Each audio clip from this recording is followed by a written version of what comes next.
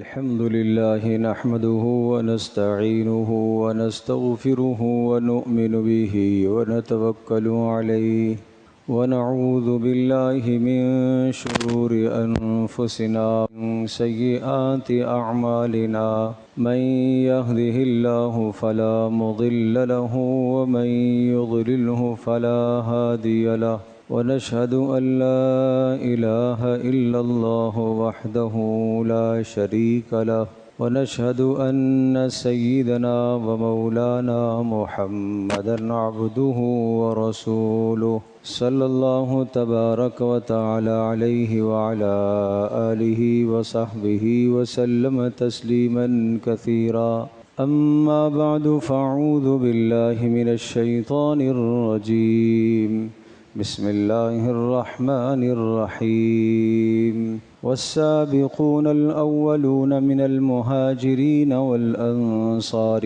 والذين اتبعوهم بإحسان رضي الله عنهم ورضوا عنه وأعد لهم جنات تجري تحتها الأنهار خالدين فيها أبدا ذلك الفوز العظيم صدق الله مولانا العظيم رب اشرح لي صدري ويسر لي أمري واحلل عقدة من لساني يفقه قولي اللهم صل على محمد وعلى آل محمد كما صليت على إبراهيم وعلى آل إبراهيم إنك حميد مجيد اللهم بارك على محمد وعلى آل محمد كما باركت على إبراهيم وعلى آل إبراهيم إنك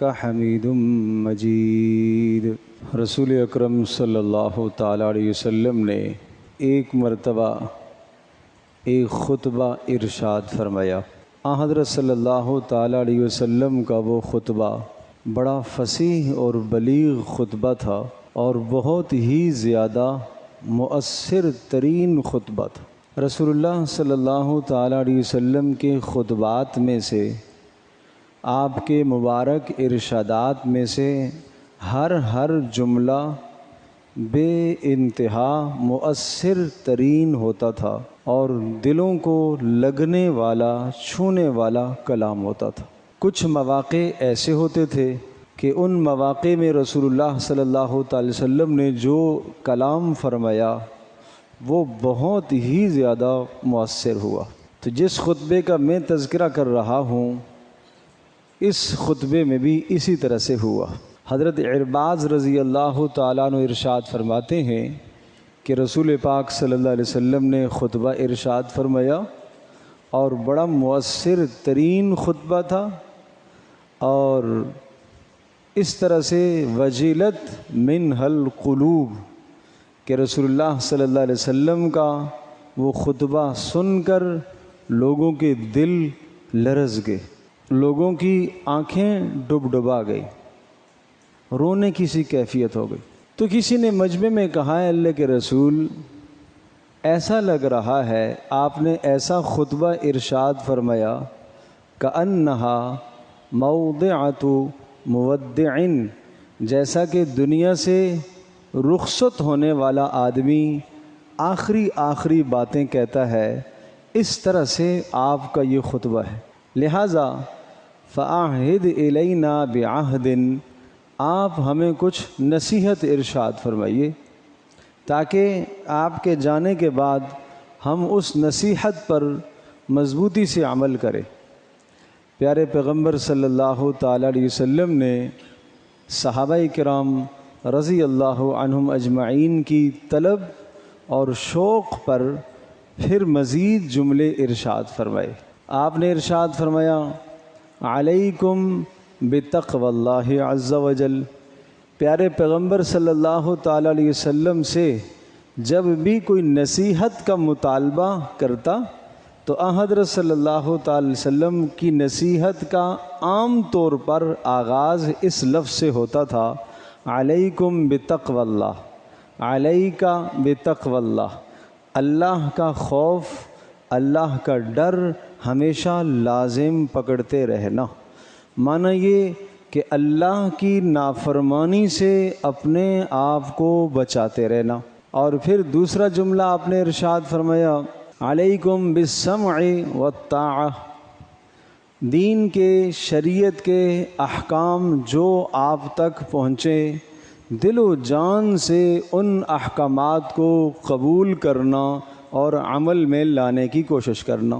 اور پھر آپ نے ارشاد فرمایا وَإِن عَبْدًا حَبَشِيًّا، اگر تمہارے اوپر حکمران اور صاحب اقتدار ایسا آدمی آ جائے جو غلام ہو، حبشی ہو، رنگ کا کالا ہو، لیکن اگر تمہیں قرآن اور سنت کی وہ دعوت دے تو اس کی بات کو تم قبول کر لینا، اس کی اطاعت کو تم نے لازم پکڑنا ہے۔ پھر اگلی بات آپ نے ارشاد فرمائی، آپ نے ارشاد فرمایا فَإِنَّهُ مَن يَعِشْ مِن بَعْدِي فَسَيَرَىٰ اخْتِلَافًا كَثِيرًا، کہ تم میں سے جو آدمی میرے جانے کے بعد زندہ رہے گا وہ بہت سارے اختلافات کو دیکھے گا۔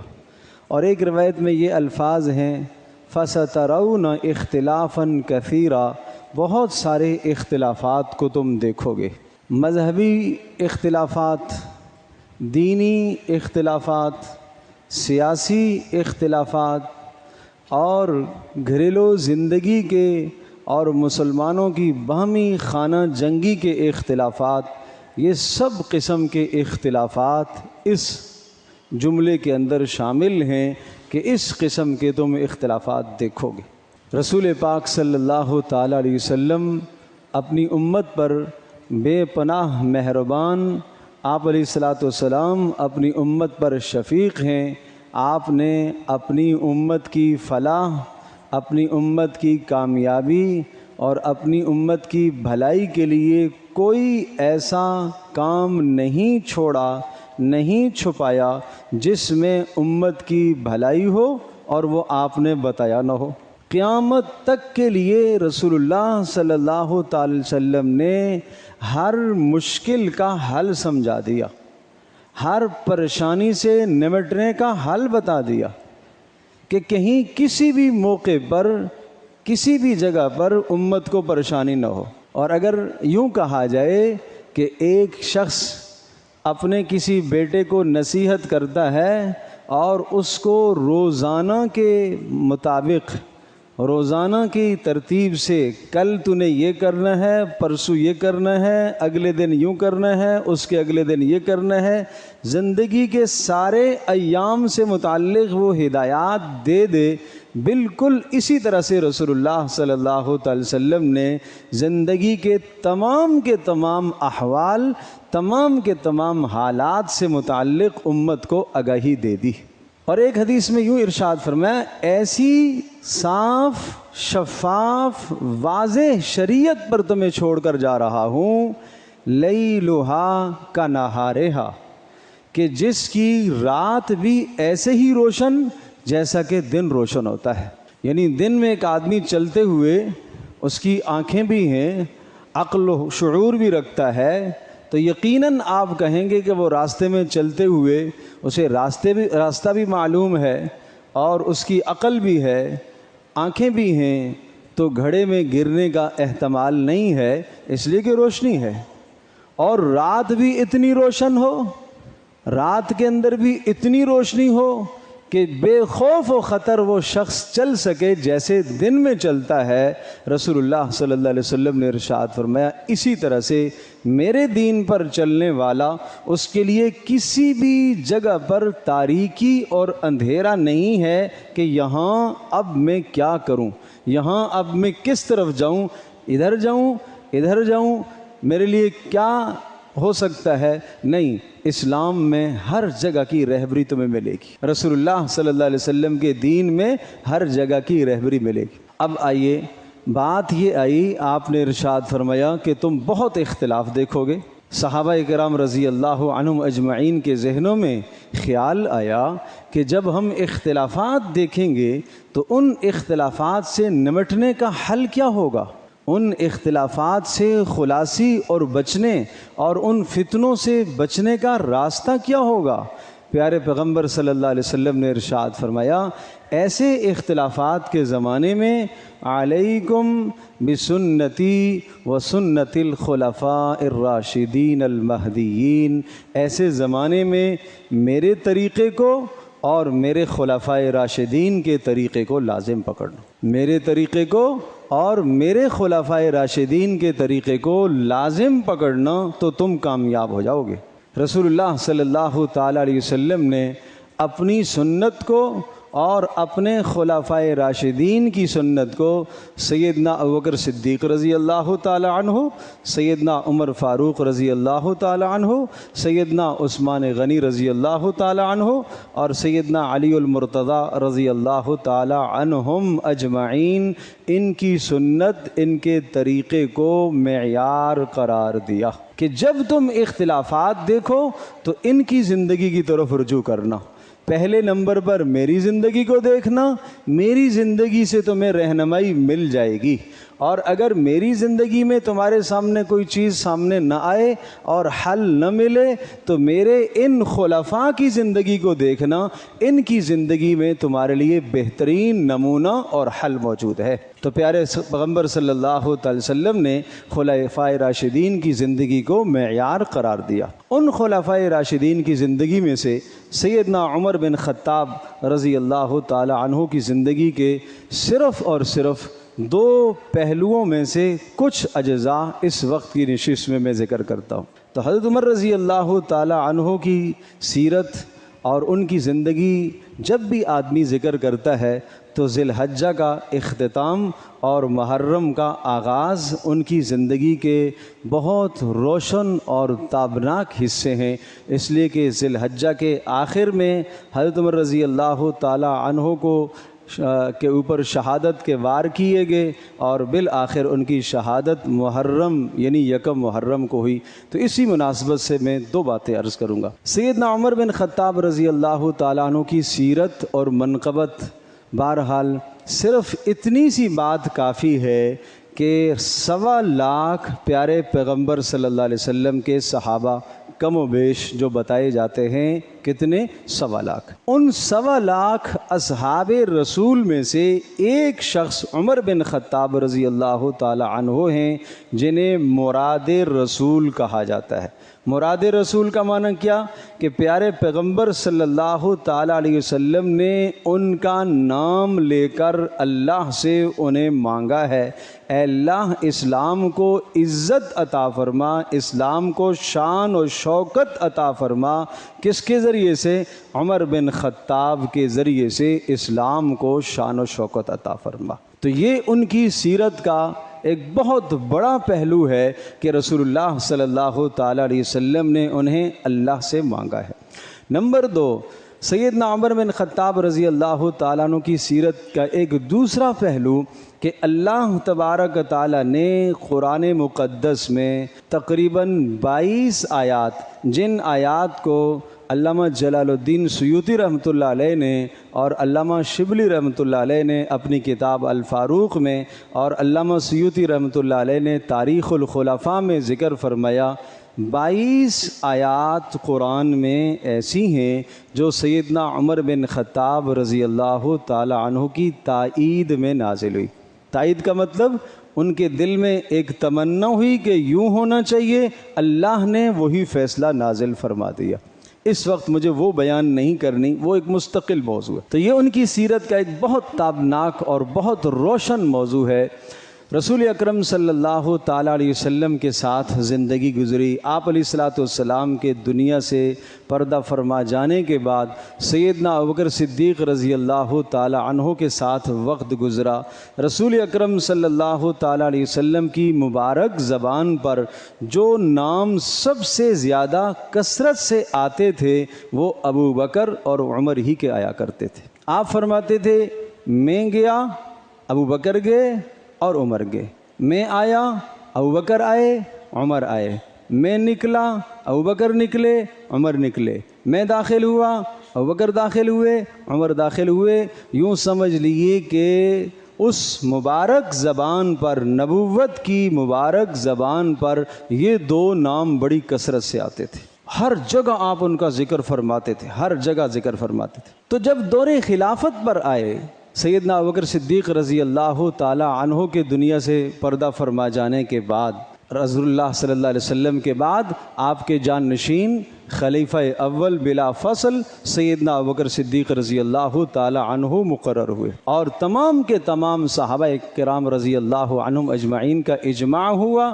اس اجماع پر سیدنا ابوبکر صدیق رضی اللہ تعالی عنہ کا نام خلافت کے لیے پیش کیا گیا۔ حضرت ابوبکر صدیق رضی اللہ تعالیٰ عنہ نے عمر کا نام دیا، لیکن سب صحابہ نے، حضرت عمر نے خود آگے بڑھ کر سیدنا ابوبکر صدیق رضی اللہ تعالیٰ عنہ کے ہاتھ پر بیعت کر دی۔ بالآخر جب اللہ تبارک تعالیٰ کی قضا اور تقدیر کا فیصلہ ہوا، ابوبکر صدیق رضی اللہ تعالیٰ عنہ بھی اللہ کے پاس چلے گئے، اور ان کے بعد حضرت عمر بن خطاب رضی اللہ تعالیٰ عنہ، حضرت ابوبکر صدیق رضی اللہ تعالیٰ عنہ نے آخری وقت میں نامزد فرما دیا تھا کہ میرے جانے کے بعد خلافت کا حق عمر بن خطاب کو ہوگا۔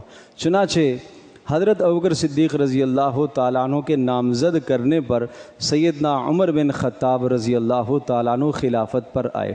رسول اللہ صلی اللہ علیہ وسلم نے ایک پیارا لقب عطا فرمایا تھا، کیا کہ فرقتا بین الحق والباطل، کہ آپ نے حق اور باطل کے درمیان میں فرق کر دیا۔ اس وجہ سے حضرت عمر رضی اللہ تعالیٰ عنہ کا لقب فاروق ہے۔ فاروق کا معنی حق اور باطل میں فرق کرنے والا، حق اور باطل میں تمیز کرنے والے، حق اور باطل کو جدا جدا کرنے والے۔ جب خلافت پر آئے تو عدل و انصاف کا یہ حال تھا۔ حضرت عائشہ رضی اللہ تعالیٰ عنہ فرمایا کرتی تھی کہ اے لوگو، عمر کے عدل کا تذکرہ کیا کرو، عمر کی سیرت کا تذکرہ اپنی مجالس میں کیا کرو، کیونکہ عمر بن خطاب کی سیرت کا تذکرہ کرنے سے عدل کا تذکرہ ہوتا ہے، اور عدل کا تذکرہ کرنے سے اللہ کا تذکرہ ہوتا ہے، عدل و انصاف کا ذکر کرنے سے اللہ کا ذکر ہوتا ہے۔ لہٰذا اپنی مجالس کو عمر بن خطاب کی سیرت سے سجایا کرو۔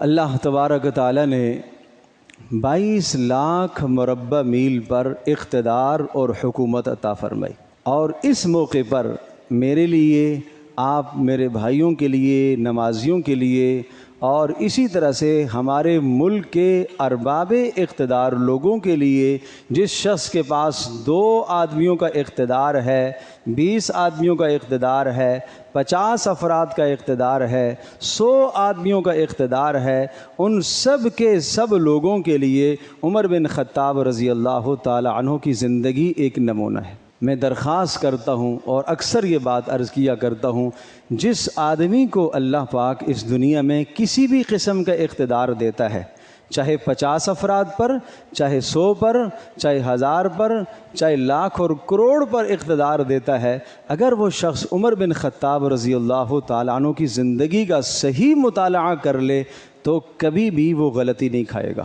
کیوں؟ اس لیے کہ رسول اللہ صلی اللہ علیہ وسلم نے ان کی زندگی کو معیار بتایا ہے۔ تو جب اقتدار پر آئے تو ایک صفت تو یہ تھی کہ اپنی رعایا کا خیال رکھتے تھے، اور اس درجے کا خیال تھا کہ راتوں کو نکل نکل کر گشت کیا کرتے تھے، اور عوام کے حالات دیکھتے تھے، بیس بدل کر، لباس بدل کر، بغیر کسی پہرے دار کے، بغیر کسی چوکیدار کے، بغیر کسی باڈی گارڈ کے تنہا گلیوں میں گھومتے تھے۔ یہ روز مرہ کا معمول تھا۔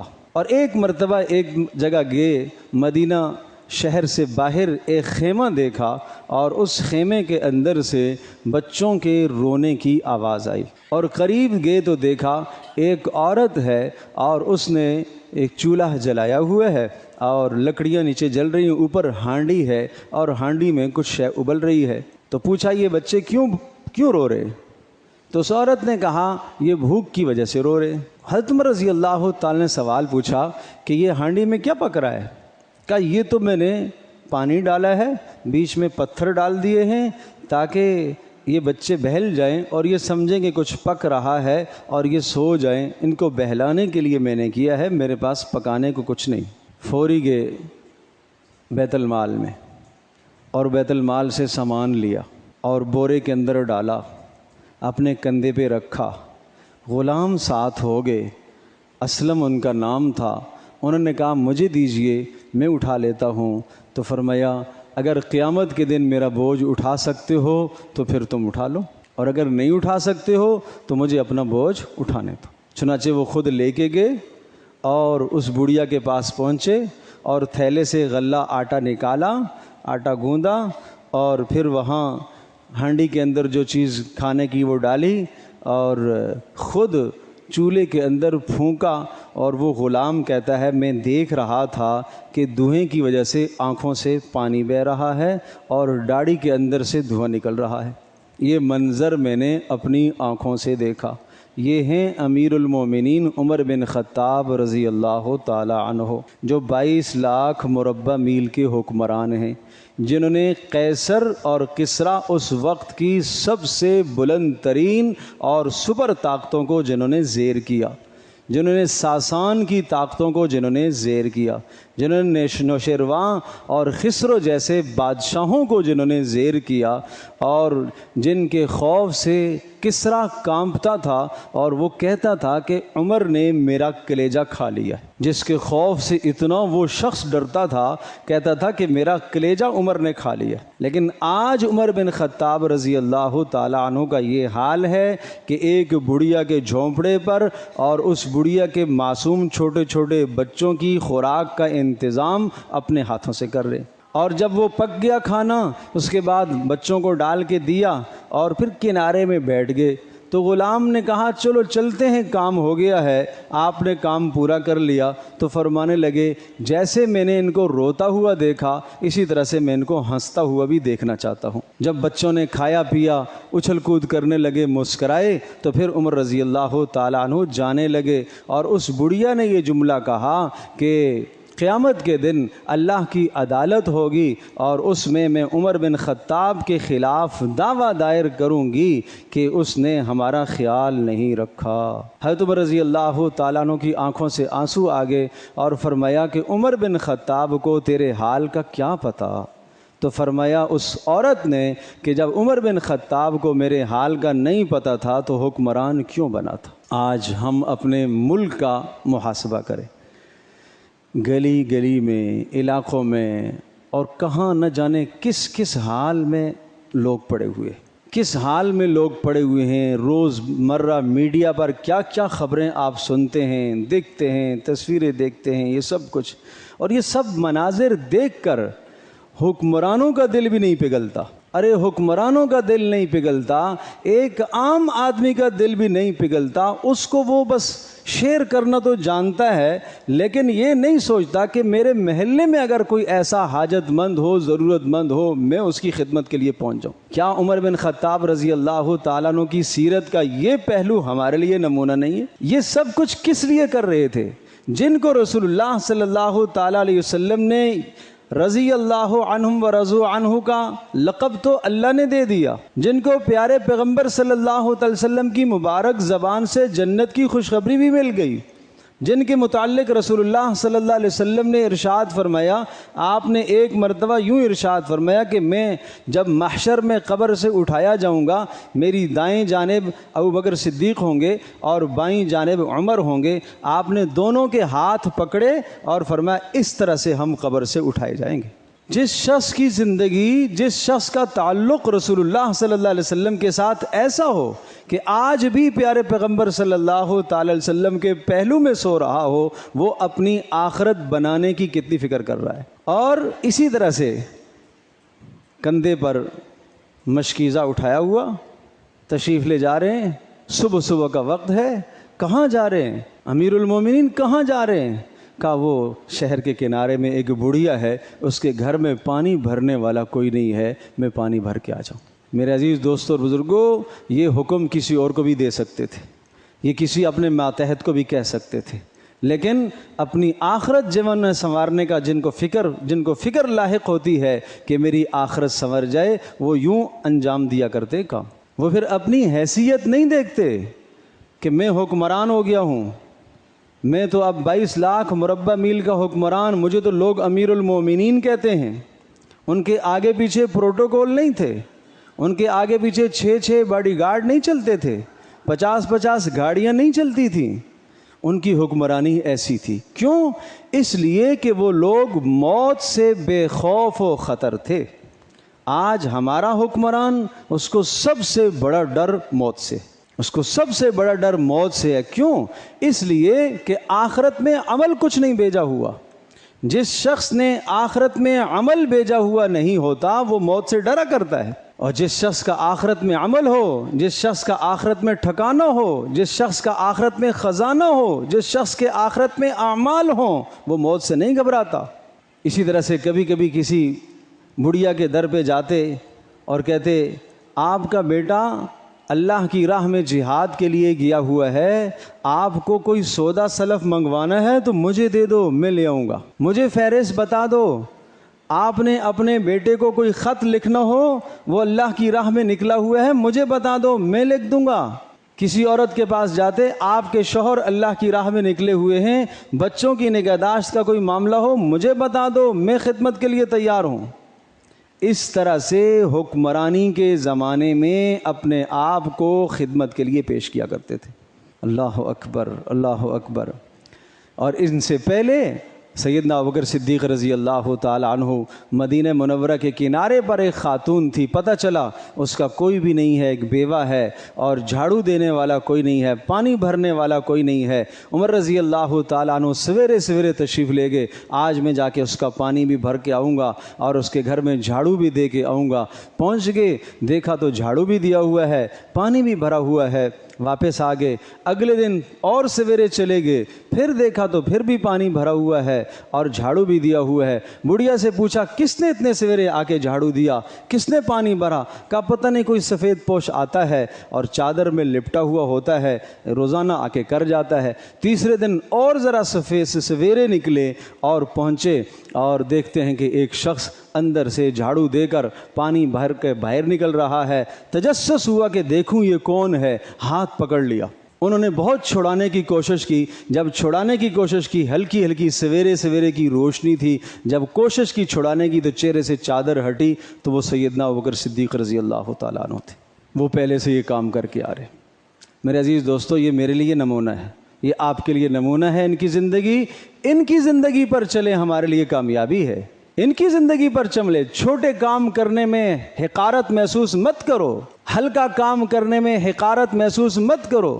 کیا معلوم قیامت کے دن یہ بڑی بڑی نمازیں، یہ صدقے، یہ روزے، یہ خیرات، یہ حج، یہ زکوٰۃ، یہ سب رہ جائیں، کوئی چھوٹا سا عمل اللہ کے ہاں قبول ہو جائے، کوئی ایک چھوٹا سا عمل اللہ کے ہاں قبول ہو جائے جس وجہ سے نجات ہو جائے ہماری۔ اور اتنا کچھ ہونے کے باوجود آخری وقت کی جو دوسرا پہلو مجھے ذکر کرنا ہے وہ آخری وقت کا۔ میں عرض کر رہا ہوں، رسول اللہ صلی اللہ علیہ وسلم نے جنہیں براہ راست اللہ سے مانگا، جن کی تائید میں قرآن مقدس میں 22 آیات مبارکہ نازل ہوئی، جن کے متعلق رسول اللہ صلی اللہ علیہ وسلم ارشاد فرما رہے ہیں اے اللہ اس کے ذریعے سے اسلام کو عزت فرما، جس کے متعلق رسول اللہ صلی اللہ علیہ وسلم ارشاد فرما رہے ہیں کہ اسلام کی عمر کی موت پر اسلام بھی روئے گا، جس کے متعلق رسول اللہ صلی اللہ علیہ وسلم ارشاد فرما رہے ہیں آسمانوں میں 2 میرے وزیر ہیں، جبرائیل اور میکائیل، اور زمینوں میں 2 میرے وزیر ہیں، ابو بکر اور عمر ہیں، جن کا رسول اللہ صلی اللہ علیہ وسلم سے نبوت سے یہ تعلق ہے۔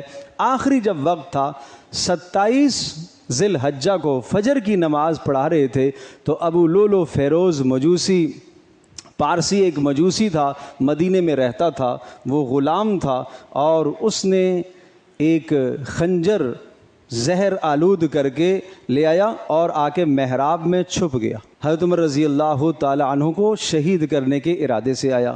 حضرت عمر رضی اللہ تعالیٰ عنہ جب نماز میں کھڑے ہوئے، سورۃ الفاتحہ شروع کی تو اس نے خنجر کے وار کیے پیٹ پر، پے در پہ 6 وار اس نے کی۔ اگلی صف میں جو صحابہ کرام رضی اللہ عنہم اجمعین تھے انہیں محسوس ہو گیا۔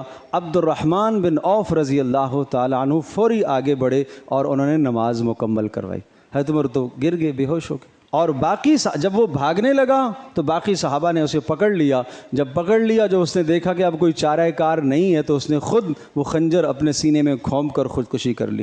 حضرت عبد الرحمن بن عوف رضی اللہ تعالیٰ نے نماز مکمل کروائی۔ نماز کے بعد گھر لے جائے گئے، ہوش آیا پوچھا، سب سے پہلا سوال پوچھا مجھے کس نے مارا؟ بتایا فلاں موجوسی نے، کافر نے، فلاں نے مارا۔ اے اللہ تیرا شکر ہے کسی مسلمان کے ہاتھوں میرا خون نہیں ہوا۔ اور کہنے لگے میری دعا اللہ نے قبول کر لی، میں نے اللہ سے مانگا تھا اے اللہ مجھے شہادت کی موت عطا فرما، اور شہادت کی موت رسول اللہ صلی اللہ علیہ وسلم کے شہر مدینہ میں عطا فرما۔ مجھے لگ رہا ہے میری دعا قبول ہو گئی۔ صحابہ کہتے تھے یہ دعا آپ کیسے کرتے ہیں؟ شہادت کی بات تو سمجھ میں آتی ہے، مدینۃ الرسول میں کیسے ہوگی؟ یہ تو امن ہے۔ لیکن اللہ کو ان کی دعائیں، اللہ تبارک و تعالیٰ کو ان کی ادائیں اتنی پسند تھی، آج وہ دعا بھی قبول ہوئی۔ گھر لے جائے گئے، وصیتیں کی، دودھ کا پیالہ پیش کیا گیا، وہ پیا تو آنتڑیوں سے دودھ باہر آ گیا۔ جب باہر آ گیا تو محسوس کر گئے کہ اب میرا وقت آخری ہے، اور پھر وصیتیں کی اور اپنے بیٹے عبداللہ سے کہا عبداللہ جاؤ ام المومنین حضرت عائشہ رضی اللہ تعالی عنہا سے یہ درخواست کرو کہ عمر بن خطاب، امیر المومنین نہ کہنا، عمر بن خطاب اپنے 2 ساتھیوں کے قریب میں دفن ہونے کی جگہ چاہتا ہے۔ حضرت عائشہ کا حجرہ تھا جہاں رسول اللہ صلی اللہ تعالی علیہ وسلم کی قبر مبارک اور سیدنا ابوبکر صدیق رضی اللہ تعالیٰ عنہ جہاں مدفون ہے، ان 2 ساتھیوں کے ساتھ میں بھی وہاں دفن ہونا چاہتا ہوں۔ چنانچہ حضرت عبداللہ بن عمر رضی اللہ تعالیٰ تشریف لے گئے اور حضرت عائشہ رضی اللہ تعالیٰ عنہا سے درخواست کی۔ انہوں نے فرمایا اس جگہ کو میں نے اپنے لیے منتخب کیا ہوا تھا، لیکن عمر کے کمالات اور احسانات اسلام پر اور مسلمانوں پر اتنے ہیں کہ میں عمر کو ترجیح دیتی ہوں اپنے اوپر۔ اللہ اکبر۔ میں عرض کیا کرتا ہوں یہ اتنی بڑی قربانی شاید کائنات میں کسی نے نہ دی ہو جو حضرت عائشہ نے قربانی دی، جو حضرت عائشہ نے ایثار کیا۔ آپ جانتے ہو نا رسول اللہ صلی اللہ علیہ وسلم کا روضہ مبارک وہ جنت کا ٹکڑا ہے، وہ روضۃ من ریاض الجنہ ہے، وہ جنت کا ٹکڑا ہے۔ اس جنت کے ٹکڑے کو کا حصہ اپنے لیے نامزد کیا ہوا تھا، اور حق بھی تھا کہ گھر ان کا ہے، حجرہ ان کا ہے، گھر حق بھی ان کا تھا، لیکن عمر بن خطاب رضی اللہ تعالیٰ عنہ کے احسانات اور ان کے کمالات اور ان کی خوبیوں کی وجہ سے کہا میں عمر بن خطاب کو ترجیح دیتی ہوں۔ پھر واپس آئے، بیٹے نے آ کے خوشخبری سنائی، امیر المومنین مبارک ہو، آپ کی مراد قبول ہو گئی ہے، آپ کی چاہت قبول ہو گئی ہے۔ کہا دیکھو جب میرا وصال ہو جائے پھر مجھے لے کے جانا دوبارہ، ایسا نہ ہو کہ اس وقت انہوں نے میرے وجہ سے کہہ دیا ہو، اور جب میں جاؤں میرا انتقال ہو جائے، جنازہ جب وہاں لے جا کے رکھنا، ایک بار پھر پوچھنا، اجازت دیں تو دفن کر دینا، ورنہ کسی عام قبرستان میں دفن کر دے۔ پھر انتقال ہو گیا، پھر لے جا کے دروازے پر رکھا۔ پھر عبداللہ نے پوچھا کہ ام المومنین عمر بن خطاب کا جنازہ حاضر ہے، آپ اجازت فرمائیں تو قبر کھود دی جائے۔ انہوں نے کہا میں اجازت دے چکی ہوں، چنانچہ قبر کھودی گئی۔ حضرت عبداللہ بن عباس رضی اللہ تعالی عنہما فرماتے ہیں قبر کے دوران میری پیٹھ پر کسی نے ہاتھ رکھا تو پیچھے میں نے مڑ کے دیکھا، علی رضی اللہ تعالیٰ عنہ یہ جملے ارشاد کہہ رہے تھے، یہ جملے فرما رہے تھے، اللہ کی قسم مجھے پتا تھا یہاں عمر بن خطاب نہیں آنا ہے۔ کیوں؟ اس لیے کہ میں نے نبوت کی زبان سے سینکڑوں مرتبہ یہ لفظ سنا، میں ابوبکر عمر، میں ابوبکر عمر، یہ نام اتنے ساتھ آپ نے لیے، مجھے یقین ہو گیا تھا کہ اس جگہ میں عمر کے علاوہ کوئی اور آ ہی نہیں سکتا، کہ یہ دنیا میں بھی ساتھ رہیں گے، یہ یہاں مزار میں بھی ساتھ رہیں گے، اور یہ جنت میں بھی ساتھ رہیں گے، یہ مجھے یقین ہو گیا۔ خیر اس کے بعد اللہ تبارک تعالیٰ نے ان کو یہ اعزاز اور یہ شرف بخشا۔ آخری بات کہہ کے بات ختم کرتا ہوں، جب بالکل وصال کا وقت ہوا اور جب محسوس ہو گیا کہ آخری وقت ہے، بیٹے کی گود میں سر رکھا ہوا تھا اور بیٹے عبداللہ سے کہا میرا سر نیچے رکھ دو۔ بیٹے نے تھوڑا سا سر نیچے کی طرف کیا، لیکن پھر بھی اپنے گھٹنے سے نیچے نہیں کیا۔ کہا وہی حق، ارے تمہیں کہا نیچے کر دو، مجھے زمین پر رکھ دو مجھے۔ زوردار آواز سنی تو بیٹا گھبرا گیا، فوری اپنا گھٹنا پیچھے کر دیا اور زمین پر چھوڑ دیا، اور زمین پر چھوڑا اور اپنی داڑھی کو اور اپنے رخساروں کو زمین پر رگڑا اور یہ جملے ارشاد فرمائے، اور یہ میرے لیے اور آپ کے لیے سبق ہے۔ ویل لک یا عمر ان لم یغفر لک ربک، اے عمر تیری تباہی ہو گئی اگر تیرے رب نے تجھے نہ بخشا تو تیری تباہی۔ جس کی بخشش کا اعلان ہو چکا وہ اتنا خوف زدہ ہے۔ حضرت علی نے کہا عمر موت سے ڈر گئے ہو؟ کہا علی موت سے نہیں ڈرا، موت کے بعد کی زندگی سے ڈر رہا ہوں۔ نہیں معلوم اس زندگی میں میرے ساتھ کیا ہونے والا ہے۔ بس یہ بات مجھے عرض کرنی تھی۔ اتنا بلند مقام ہونے کے باوجود بھی موت کی بات کی زندگی سے ایسے خوف زدہ تھے، نہ معلوم کیا ہونے والا ہے آخرت میں۔ تو میرے عزیز دوستو، آخرت کی گھاٹیاں بڑی سخت ہیں۔ انہوں نے سب کچھ کر کے اپنی جان، اپنا مال، اپنی عزت، اپنی زندگی سب کچھ دین پر لگا کر بھی آخرت کے حوالے سے اتنے بیدار مغز اور اتنے حساس تھے۔ آج ہمارا کچھ بھی آخرت کے لیے نہیں لگ رہا، پھر بھی ہم اتنے بے خوف و خطر ہیں جیسے ہمیں مرنا ہی نہیں ہے۔ اس لیے اپنی موت کی فکر کرو، اور ان لوگوں کی زندگیاں ہمارے لیے نمونہ ہیں۔ اللہ پاک مجھے بھی، آپ کو، ہم سب کو عمل کی توفیق عطا